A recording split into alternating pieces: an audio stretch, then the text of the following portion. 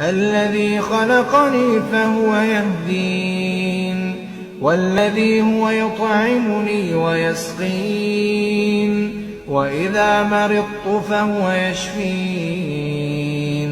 والذي يميتني ثم يحيين والذي أطمع أن يغفر لي خطيئتي يوم الدين رب هب لي حكما وألحقني بالصالحين واجعل لي لسان صدق في الآخرين واجعلني من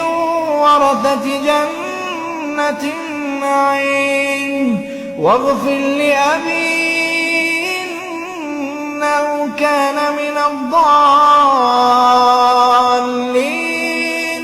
ولا تخزني يوم يبعثون يوم لا ينفع مال ولا بنون إلا من أتى الله بقلب سليم